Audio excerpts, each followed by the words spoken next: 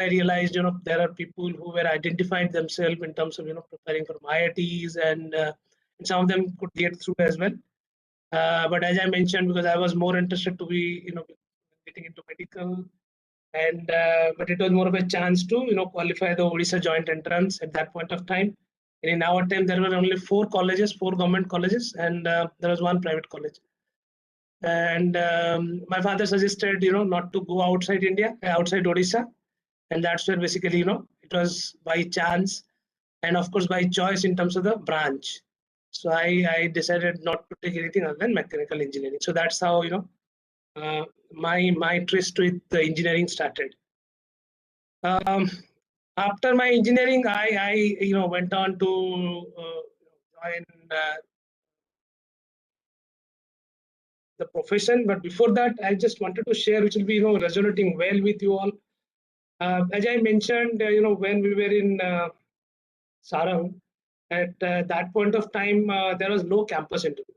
In our batch, there was absolutely 0 campus interview. And our head of the department, Dr. K.C. Singh, I'll be really grateful. A lot of my personality is shaped by him as well. So I was very active during my engineering days. So I was involved in sports. I was part of the school, the class football team, the badminton team. I was part of the college cricket team. I used to sing well, so I used to perform whenever there was a function. If there are debate competition, I used to participate, and over and above, of course, study was there. Because at that point of time, there was the facilities were not that great.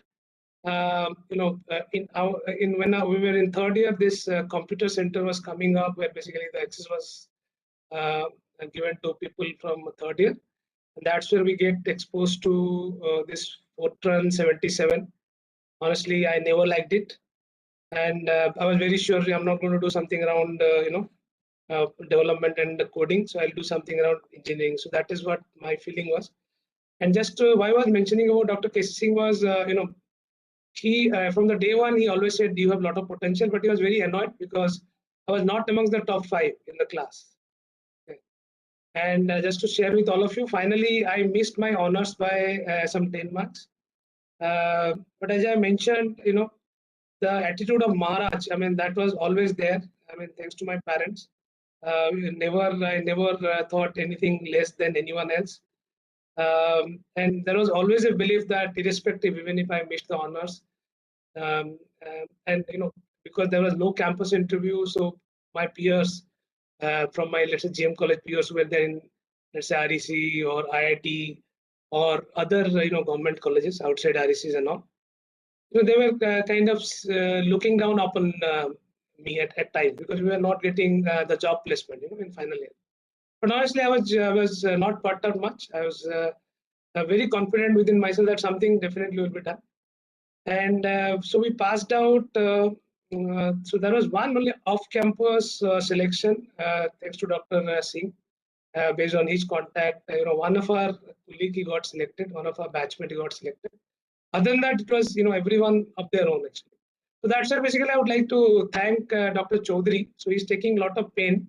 In fact, I remember he was reaching out to me last year also, how to ensure that more and more companies should turn up to the campus, and because it makes a lot of sense to get a job, whatever it is actually. When you pass out of the campus, you should have an offer actually, right?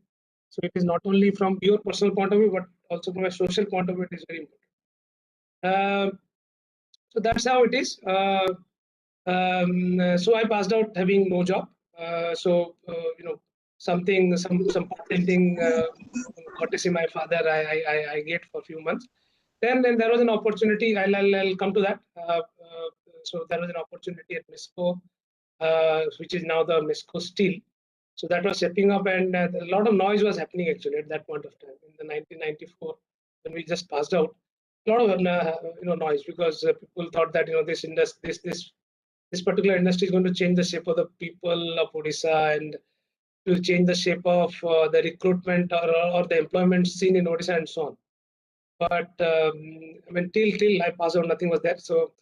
So then the chance of a test, all Odisha test came up by these MESCO people, and basically it was open to all 4 government colleges. That was REC, IGIT, Burla, and UC Burla, and CET Bhubaneswar. And they selected 50, 50 graduates as management training. So two of our batch were selected. It was me and the electrical topper of our batch, Pradipta Mahanti. You might be knowing Pradipta Mahanti is very active in the alumni, right? So two of us were selected. There were other people selected from our senior. For example, we were 94 batch, so 93 batch. Some of the student, ex-student, they selected, and even few of the 92 batch got selected. So all became batchmates in MESCO. So that's how my professional journey started. And after working for almost 2.5 years, uh, then you get to know about what is happening around everywhere, the other people joining the big public sector, and that's where the urge for getting into public sector started, and we prepared, and finally I got into Indian Oil Corporation.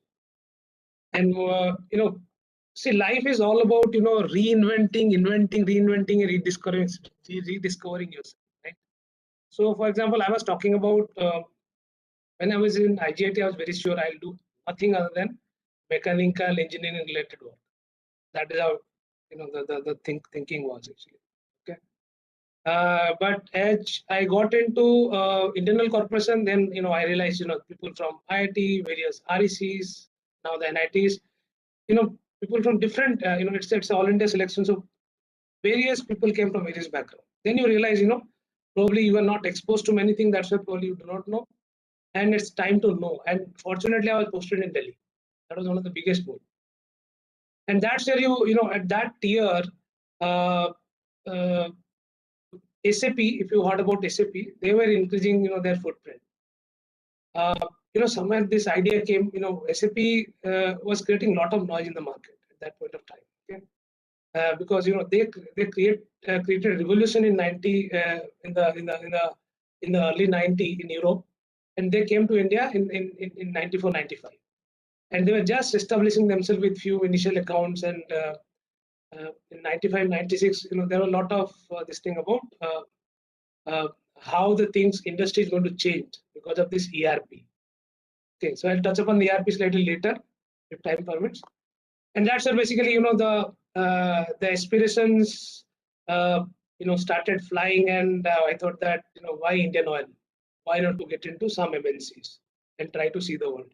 So at that point of time, okay, I decided to pursue MBA because I realized, because there are always some self-defeating thought which come to everyone, right? That I am from IGIT Sarang, and of course my degree is not that great, and things like that. While there are a lot of confidence that I am good, because when I joined IOCL, I realized that subject wise and the mechanical engineering knowledge wise, I am at par with even from IIT. So that is the confidence which came. Then I realized, why not to do something so that when you feel that that's really some kind of a confidence when you feel good, right? So I realized that let me do something so that at least when I present my resume, I people will feel good about that. And that's it. Basically, this FMS happened. I joined FMS MBA, and that really, I would say, changed the shape of my thinking. Um, here we had Dr. KC Singh, in FMS, Dr. OP Chopra. He was teaching strategy, and I am one of his loved student because of my strategy presentation. So he was a very tough guy actually. So there was a class where I presented Merico industry case study, and after that he became a fan of mine, and it was never the same again actually during my state. And so this is the other time where basically everything got started. So and it all started here. I mean, at IGIT and FMS. I'll move on to my journey so far, professional as well as personal. I can see in the window Amit Das. I do not know if this is Amit Das of 1995. If he is there, probably he can connect to some of the thing what I'm sharing. So in 1993, we revived as a batch. We revived the Helios, the Spring Festival actually. So because as I mentioned, very few activity used to happen. So there was an annual sports day which used to happen. There was a film festival used to happen. So at that point of time, we had a principal called Dr. Sarangi. So Dr. Sarangi came from REC. So he realized that people are not getting enough exposure, and he started to take few initiatives. So he suggested why not to revive this. So some point of time, some of the batch conducted this festival, because this is an opportunity where basically you try to invite all your peers from different colleges, at least from Odisha and outside, and there are a lot of exchange in terms of ideas, and that is where your personality gets developed, right? And with his guidance, we revived. I had a lot of friends in RECs and UC, and basically I was one of the driving member for reviving this festival. And this is one of the picture of that festival where basically we were doing catwalk. And as I mentioned, life that those 4 years in IJT was really really good actually. So I mean, I lived, I cherish those memory, and I really really loved those times. Okay. While there were some issues what I already discussed in terms of employability and all, but still those 4 years are some of the best time in my life. Actually. So I mentioned about this Mesco Steel. So that was the start of the professional career, then followed by Indian Oil. Uh, and after I did my MBA, so I joined SAP India. So that was a dream I was pursuing almost for a few years. So finally I joined. I left Indian Oil, and finally I joined SAP. Uh, and got exposed to that implementation of ERP, and finally I joined as a consultant after so many years of experience in and finally I became a P&L owner, the profit and loss owner, and managing heading the North geography of India, North India consulting. I became the head of North India consulting for SAP. And that gave me exposure to almost the entire industry, because nowadays SAP is kind of synonymous to uh, typically it has been associated with the status symbol of all the growing and large organization. So that's basically gave me an opportunity to know many of the CXOs there. And this is how the life moved. This is 1990 where I was in IGIT. This was sometime end of first year or so, and this is one of the photograph in 2000 basically. Mm, this was just 1 year before I got married. And 2010, this is with my wife, and 2020, this was the 2020 with my daughter. This is my family, and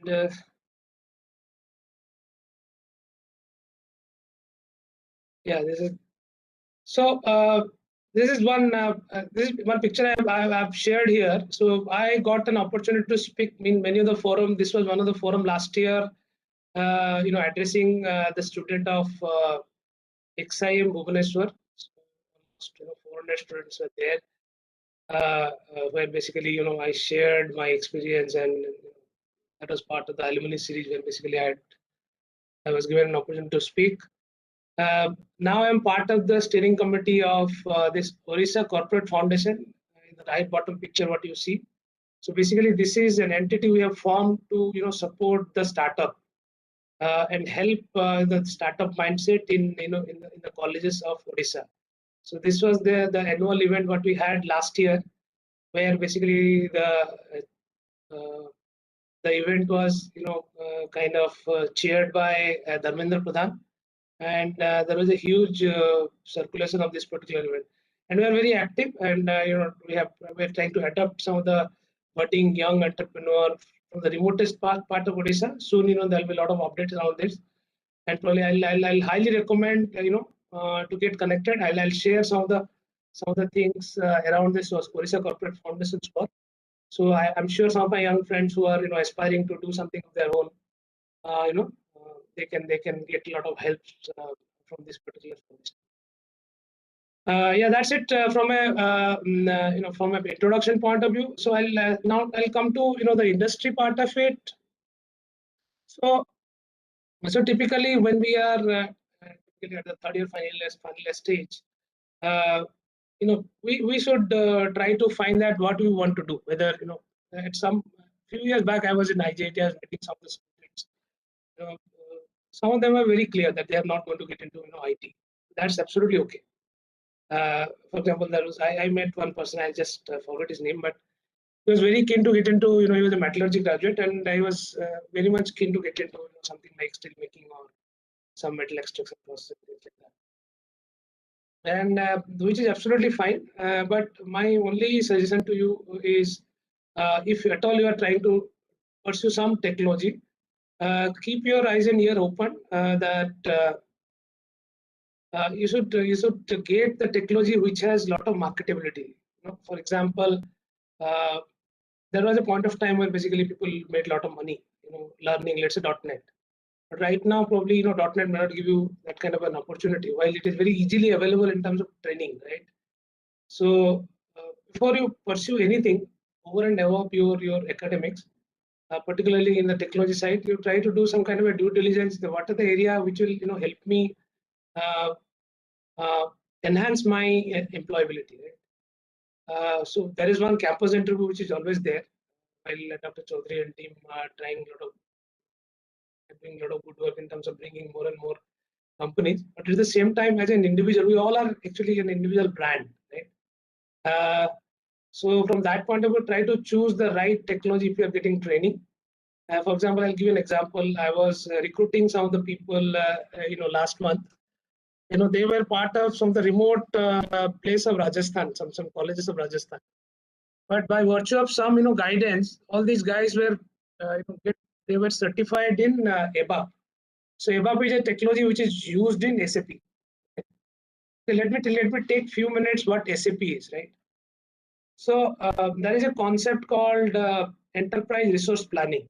Okay, so I'll tell the story of SAP, because in being a ex SAP employee, I think this is a story which you will all be liked actually. So what used to happen was, in the late 70s, IBM used to be a very big brand. Okay, IBM used to be very big. So the international business machine. I mean, people used to swear, if you would say technology, it is IBM. So that point of time, this individual package are very popular. For example, if you're doing a material management, there is a material management system. If you're doing finance management, there is a finance management system, right? So when you run an enterprise, what are the various departments? Like, you'll be a material management function, which basically procure and bring the material, raw material for your production. There is a production department will be producing. And there is a finance department will see the transaction of money coming, money going, and so on. And there is a sales department for selling. And over and above, there is a HR department, right?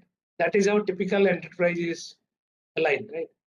So in the late 70s, I think it was quite long back. Most of you might not have born there. Even I was born in the early 70s.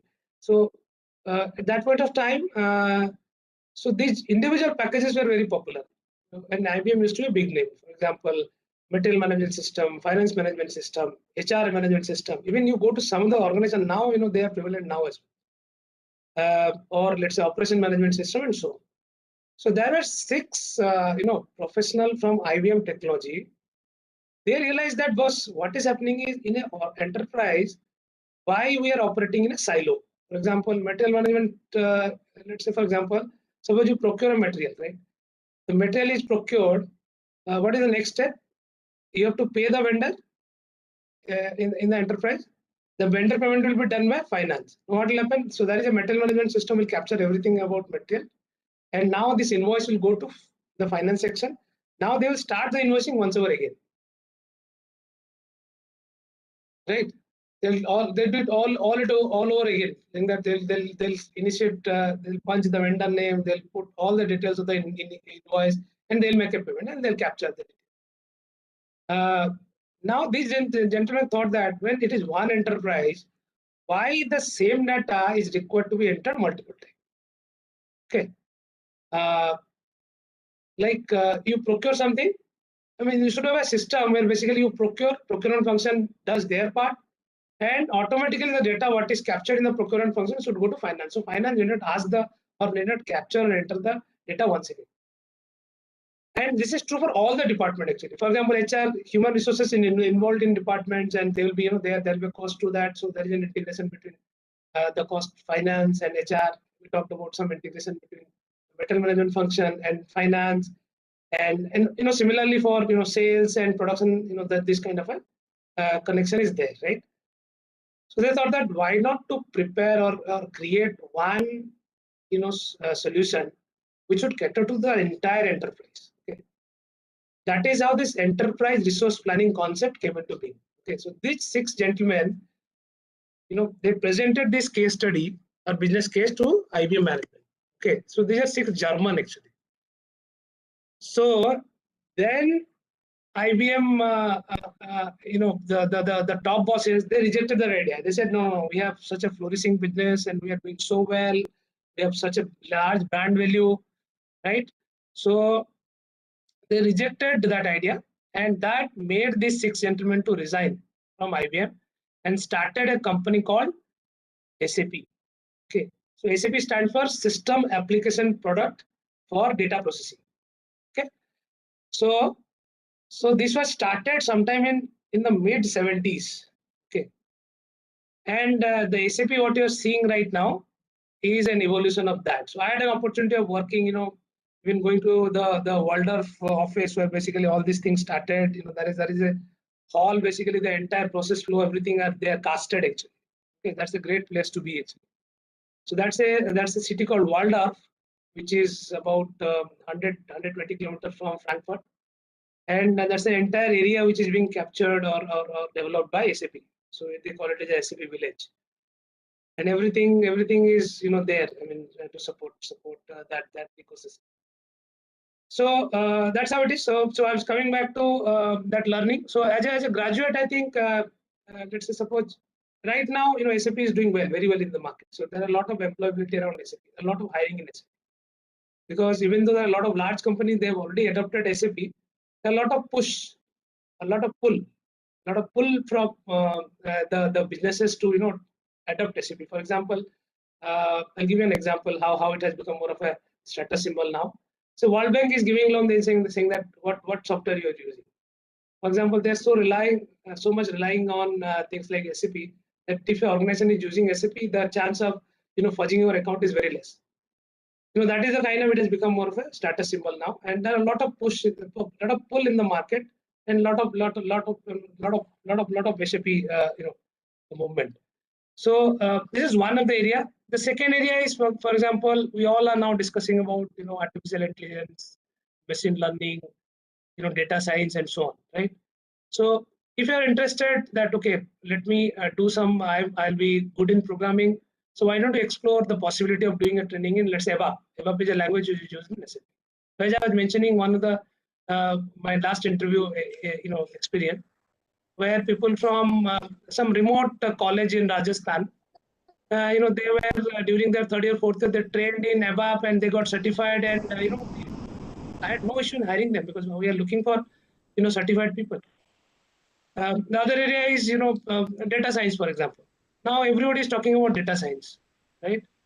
So if you're doing something over and above your academics, try to do something around this, so that when you pass out, that will be something come to you as an added advantage. Right?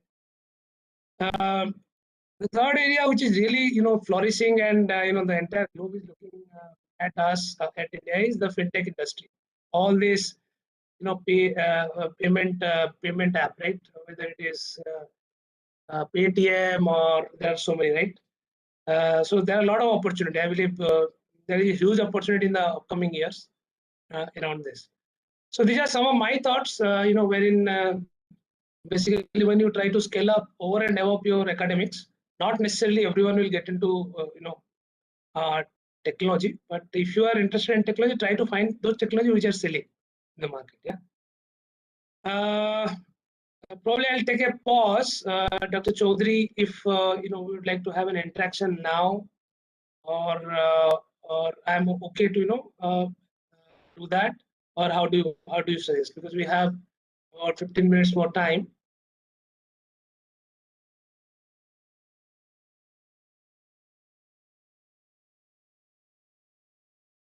any of the student coordinator, if you'd like to, open our friends to some question, or I can continue.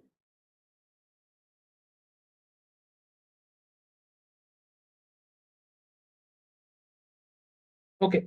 Sir, So is in it the audible, interest sir? of time, yeah, you're audible very much. Okay. Loud and clear. Okay. Sir, thank you very much, sir. Hello. Yeah, Chaudhary sir, please go Yes, ahead. sir. Question answer. So, sir, now, sir, we want some discussion with students, sir, if you Sure. permit, sir. No, absolutely. Okay, sir. Okay.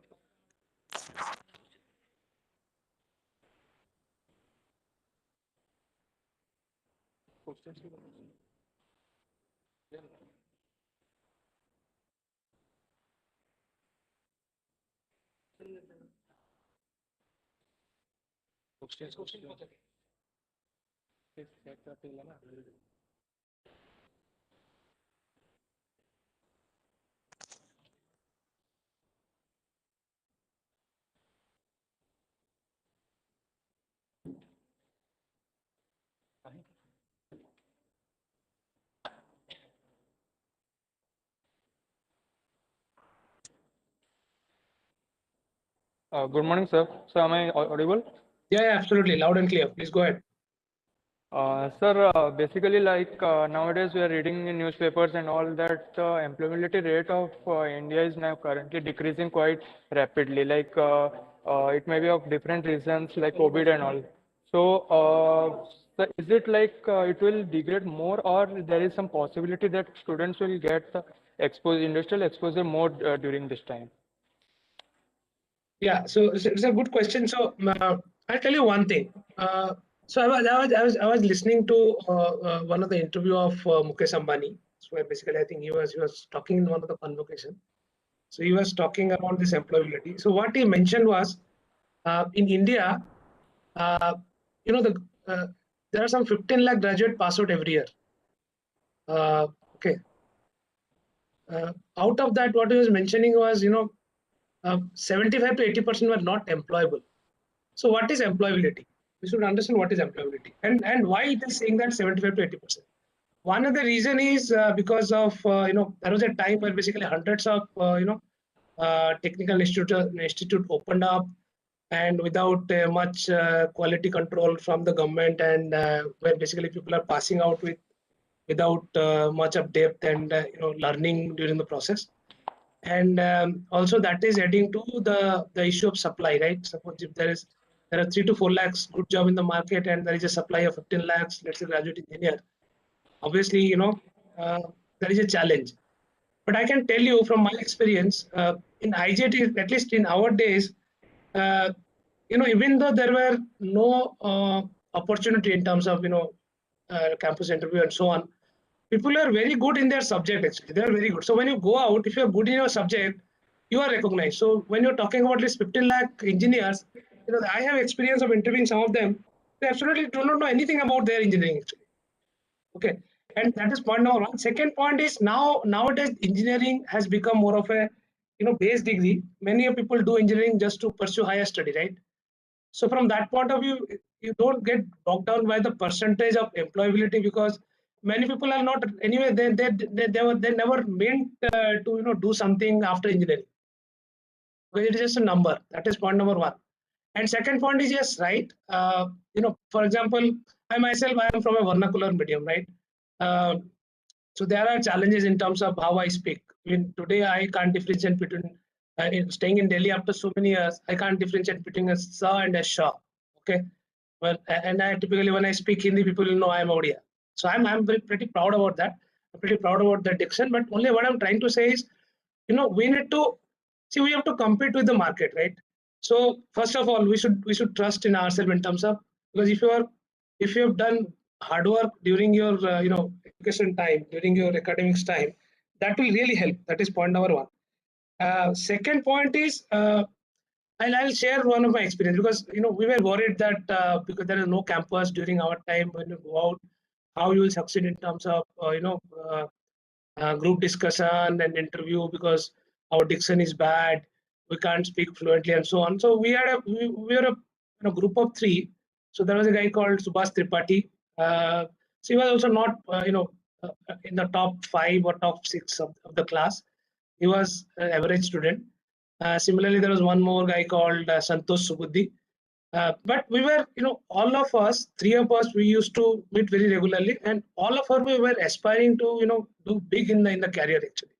So what we used to do is we used to, I don't know whether you people are still in the third year, you still stay in Vaskar Bhavan.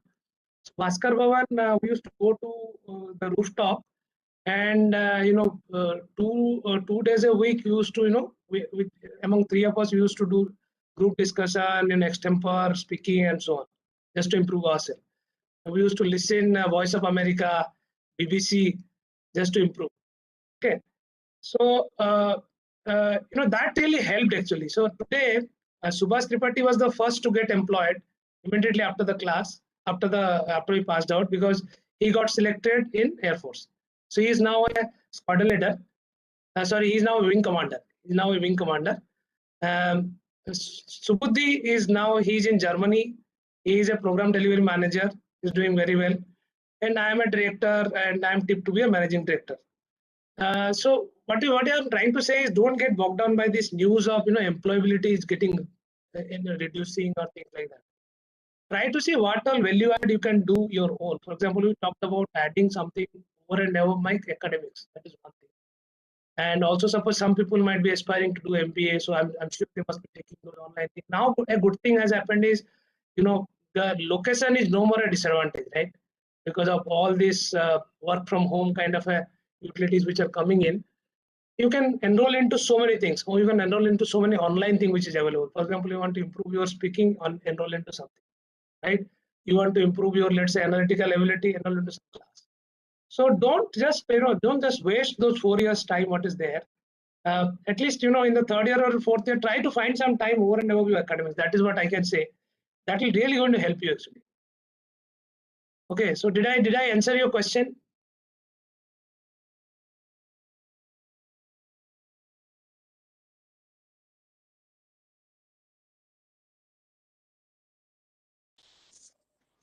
Hello, good morning, sir.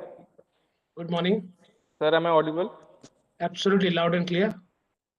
So my question is, in this COVID-19 situation, the scenario of economic slowdown in different sectors, so what will the advice for us who are going to be in different field in few months? Yeah, so I'll tell you one thing. So last year it was an issue, COVID, but this is the best time actually. The way the growth is happening, you can see all sectors are now started performing very well actually in the market. In the job sector also, there are a lot of hiring happening. So this year it is going to be really good actually in terms of opportunities. That is point number one. And secondly, uh, once the industry improves, the ancillary things also improve actually. So that's where basically, and don't get worried much about COVID, because I feel that this year it is going to be much, much, much better than at least last 2 to 3 years, because the economy is growing almost at the rate of some 12% this year, and it is going to grow better. And globally also, we have been recognized. India is recognized in terms of our manpower. So people are doing very well in US. Those who migrated to US, they're doing very well, and they are no more, the second-class citizen what they used to be some point of time. I think you can remember there was a very recent interview of the new president of US, that India and American are controlling the America, right? So that is the kind of thing which are happening, and those guys are coming back. They are trying to come back to India and do something. Coming back not in terms of returning, they are trying to invest. They are trying to come back and do something in India. Even some of my friends were there who migrated to US in the 90s. They are in a position to do something, and they are doing a lot of things. Okay, so that is what upfront I can tell you. Don't get worried at all about COVID. It will be a lot of advantage rather actually, because of the lull last year. The growth will be explosive this year.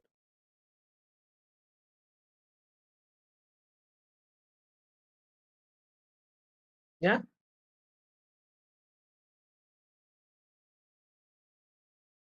Yes, sir. Completely fine, sir.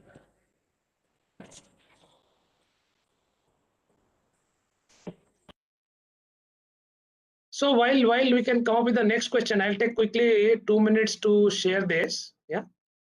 So this is my 2 cents from my journey. Okay. There is no substitute to hard work and sincerity. I can tell you. Just keep that in mind.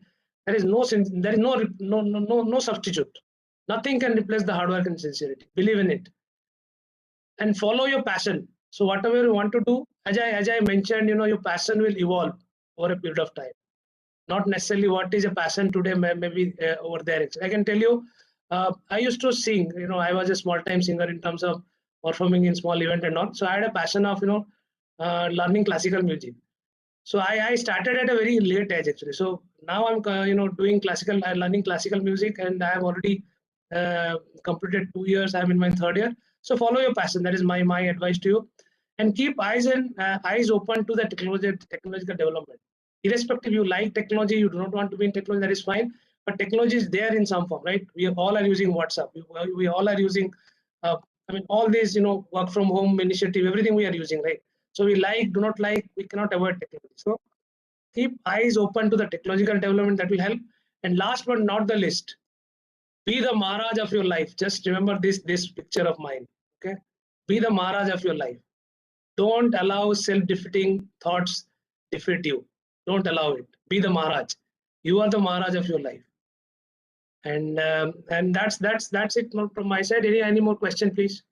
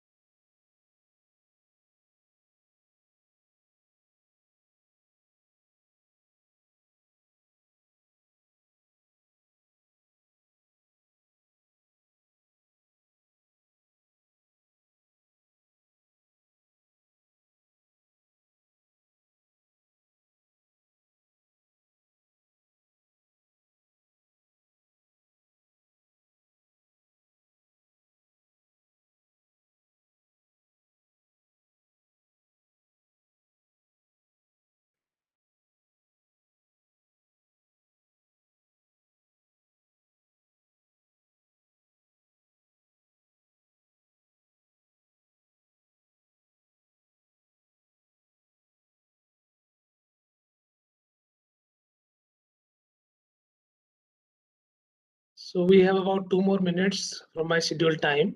So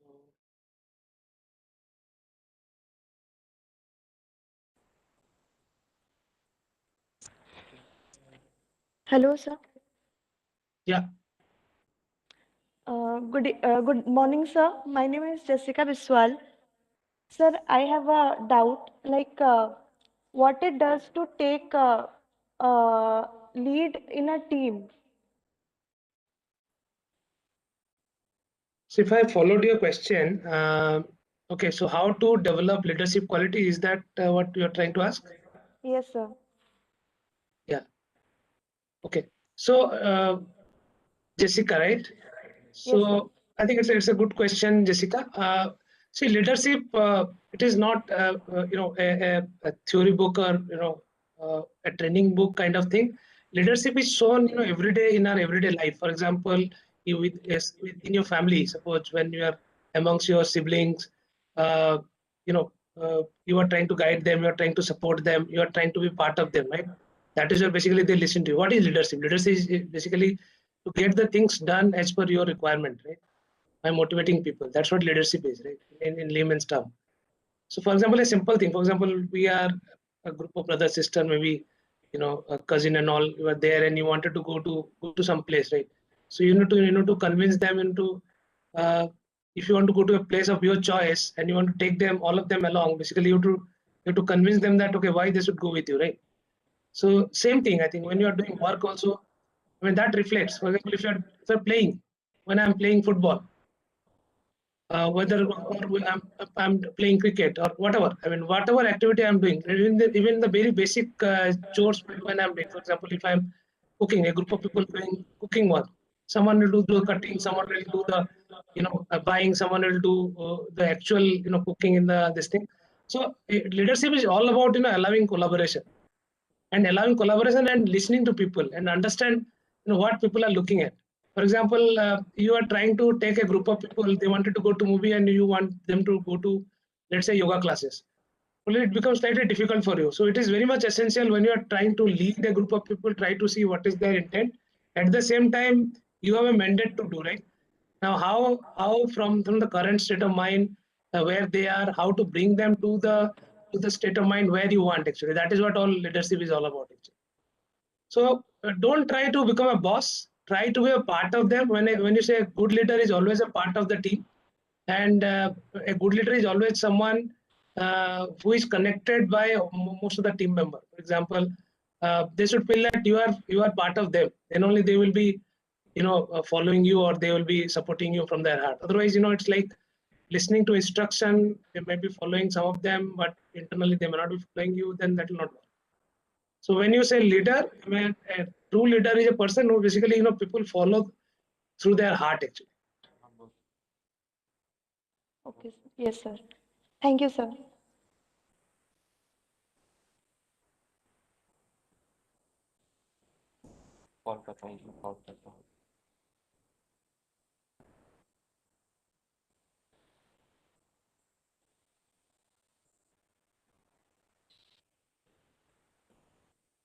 So if there is no more question, I think we are on top of our time. So it's already 9:31. Chaudhary sir. Hello. Hello. Sir, some questions are there, but due to some time constraint, you have some work, sir. No. So, So okay. I So can take only last other, question, sir. no problem. Just a one question, sir. Yeah.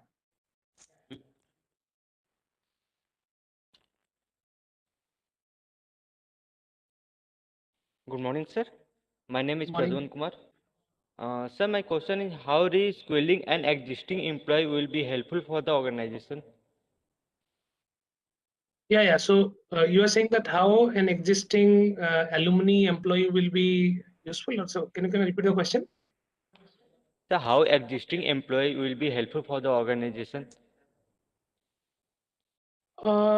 Existing employee. When you say existing employee, actually, I'm not able to follow the question. So existing employee, for example, I am working in an organization. Sir, how reskilling an existing, sir? Sorry, I missed out the question. Can you repeat, please? Sir, my How question should? is how reskilling an existing employee will be helpful for the Acha, organization? reskilling. Yes, Acha, sir. sorry. Yes, sir. Acha, okay. Yeah. So, this is one of the most important thing because particularly because now I'm in technology for last from 2006 I'm with SAP. So I'm in technology world for now 15 years. So in technology world, actually, for all the employees, it is a must. There is no way out because technology is changing very fast. It's something you what you have learned maybe 10 years before. You think of continue till you retire. Probably it will not work. So that is now a necessity. So reskilling is essential, and that is already recognized and uh, um, already kind of appreciated by all the entire industry, all organization. So reskilling is very important, and uh, because see, once an employee is there in an organization, he understands the organization culture much well, right? If you are not allowing him to, or you're not reskilling him to survive, then probably he will try to go out and he will leave your organization. So from that point of view, to retain employee, it is essential that I will give some motivation to the employee as well because he learn a new thing, so he will not have any kind of insecurity, and at the same time, I'm able to retain the employee. So that is where now it has become very essential thing in the industry. Reskilling is become absolutely essential now.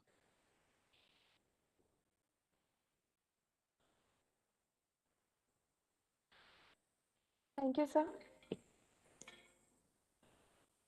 Hello. Yeah, thank you very much. So Chaudhary Sahab, if no more question, Not audible. Sir, is it audible, sir? yeah, you are audible. Sir, thank you very much, sir. So we hope that in the next year in the repeat 4, repeat 3, so kindly come to our college, sir, for an interaction. So now all of you know that it is a virtual one, sir. So I request to you for the next year invitation, and I am really thankful to you, sir. Besides your hectic schedule, because that Saturday holiday, you have a lot of work, sir. So I am really thankful to you. So as a esteemed alumni, you have shared your different experience, sir, and for the participants, I'm thankful to and some to. So I request to the participants give your feedback and the YouTube live one. So if you like this event, you like one. If you have some issues, then you raise your queries. So we will communicate to Satyajeet sir. So at last, I'm really thankful sir for the session. So kindly sir, you have some words. I that one. Thank you very much. Thank you, sir. It was a pleasure, really. I'm always, whatever way I can support IGIT, it is always a privilege. And anytime you can send me whatever query the young brothers and sisters have, and I'll be, happy to help. Yeah. And hope this 1 hour of interaction might have helped some of my friends here. And I wish you all the best. Don't worry much about COVID and all. IJT, we have a belief and we have a culture. We do well actually in the industry. So you all will do well without any exception. So don't delimit or don't think anyway you are less than anyone else. I mean, it is all about your perseverance, your hard work that matters actually. It is not about the background or brand of the college that matters. It is the person who matters. Yeah.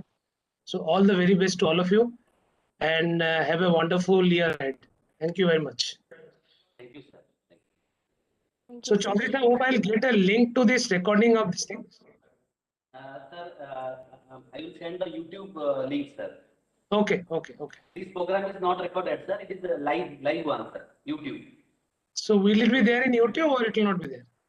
Sir, YouTube, yes, sir. It is visible. So you send me the YouTube link only. YouTube link, sir. Okay, sir. Okay.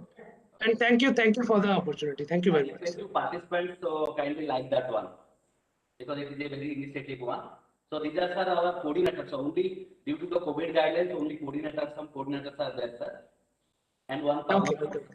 No, I appreciate this initiative. This is really good, and we should see what all resource we have. Right? We should not be worried about what we do not have.